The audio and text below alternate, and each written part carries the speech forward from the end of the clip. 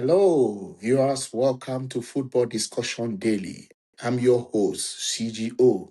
Please endeavor to subscribe to our YouTube channel. Follow us on Facebook, TikTok, and Instagram. Thank you so much for doing that. On this show today, I'll be talking about games that were played in Matchday 12 of the ongoing 2026 FIFA World Cup. Very interesting results. We had the Argentina team booking their spot in the round of 32 after defeating Austria 2 goals to nothing.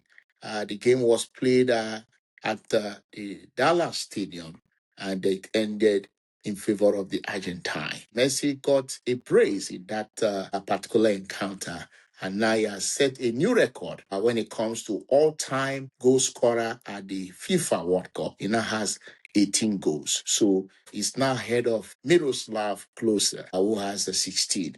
Mbappe was also able to score a brace when the French Les Bleus were able to get a 3-0 victory against the Iraqi team.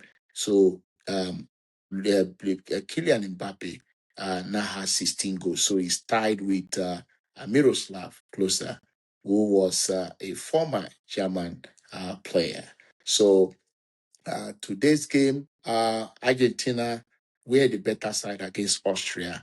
They dominated the game more than the Austrian team. The Austrian team, I didn't see them really threaten the Argentina team that much. Lionel Messi missed a penalty in the 9th minute of the game, which was quite disappointing. Everybody was expecting Lionel Messi to score that penalty. That penalty resulted as a result of a foul by Stefan Porsche on Lautaro Martinez.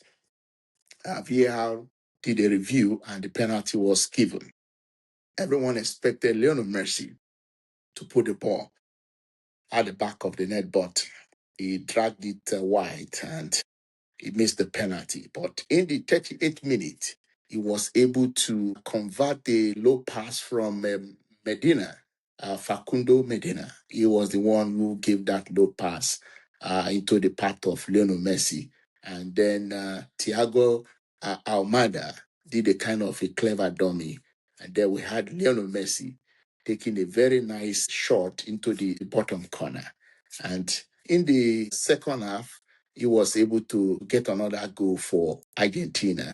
And that was his 18th World Cup goal. And then he fifth goal at this current World Cup. So it was a very good one for Lionel Messi. So what it means is that the 5 goals that have been scored by Argentina so far in this competition all came from the man they called Lionel Messi. This is an 8-time Ballon d'Or winner. Very incredible player, very fantastic player. Lionel Messi is one player that is full of lot of abilities. Very, very intelligent player. And the way he plays really amazes me. Plays so relaxed, so confident in himself. And when it comes to shooting, he's very, very good at doing that. When it comes to dribbling, he is just a phenomenal player, very exceptional player. I wasn't really expecting so much from him, considering his age. He's 38, and I think this week he'll be turning 39. I wasn't having too much expectation from Messi, even though we know he has really done a lot in the game of football. But in this game, he rose to the occasion and carried the team on his shoulder. So he got the brace, and that was it for Argentina. Good win for them, and now they've already booked their place in the round of 32. So that's a good one for Argentina, and we look forward to see more of the Argentine team and Lionel Messi. And then in the second game, we saw France. France were able to get a comprehensive 3-0 victory against the Iraqi team. 2 goals from Kylian Mbappe. Kylian Mbappe now has 16 goals in total for at the World Cup. So he has now scored 16 goals. That is a very good one for him. He scored 4 goals in 2018 World Cup. He scored eight in the 2022 World Cup, and now he now has 4 goals now. So which means he has 16 goals. And the way it's going, most likely score more goals at this competition. The Iraqi team being tutored by Graham Arnold, they came into this game to play kind of a low block system, a compact low block system, trying to be more defensive and then try to choke the midfield.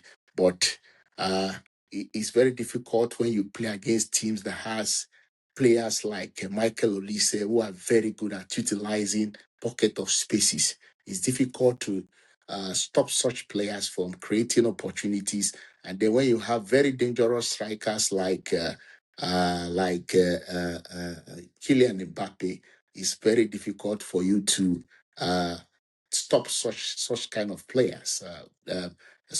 Michael Olise was able to get 2 assists in this game. The first goal scored by France through Kylian Mbappe, he provided the assist. And then the third goal of the game that was scored by Usman Dembele.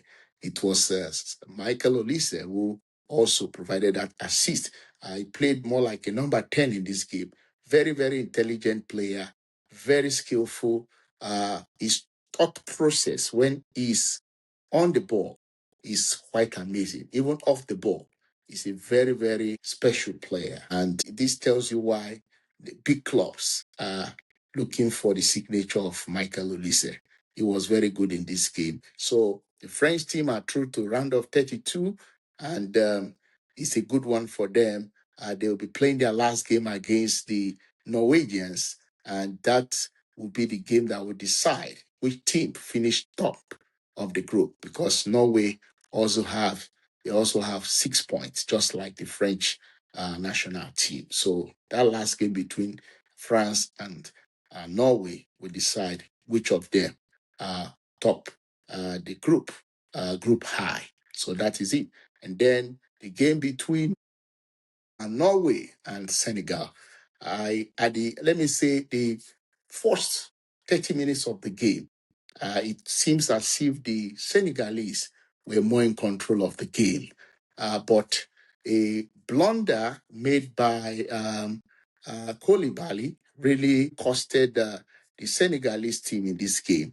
The guy called Marcos Pedersen was able to take advantage of the mistake made by Koulibaly.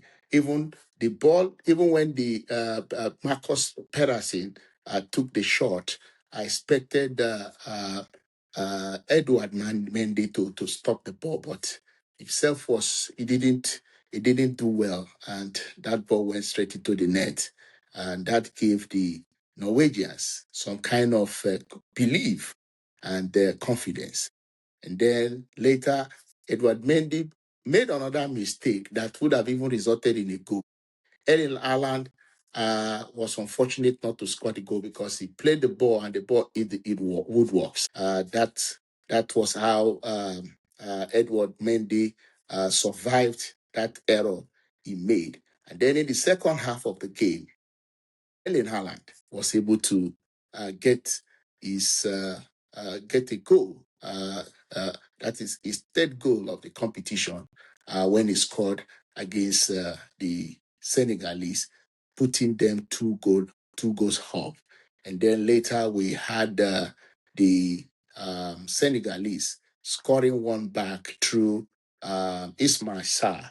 Ismail Sarr was able to score one, and it was 2-1. And then we're hoping that possibly maybe Senegal could get an equalizer, but that didn't happen because the Senegalese again lost another concentration, and Erling Haaland was able to score the second goal of the game, well converted by Erling Haaland to make it a brace, and then making it 4 goals he has scored in this tournament. The Senegalese didn't, the lack of concentration, errors made in their defensive area was what really costed them this game because I cannot explain how they lost this game. If you look at the quality of players they have, this is a game that if they had show serious concentration, if they were focused defensively, if they were very cautious and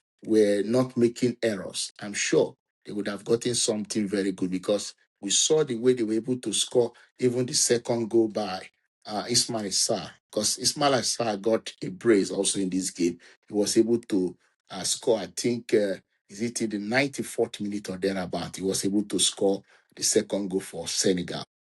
The time was already gone. There was no much time left. They tried to push to see how they could possibly get an equalizer, but there wasn't much time on their hands. And that's how the Senegalese lost this game.